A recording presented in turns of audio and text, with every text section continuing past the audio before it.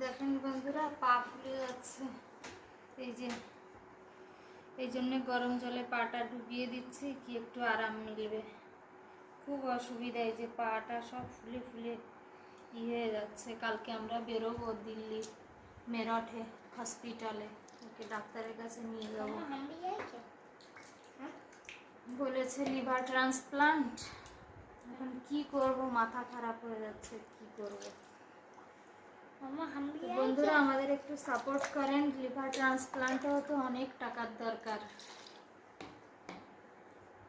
আমাদের সাপোর্ট করেন কি আমরা সাকসেস হতে পারি।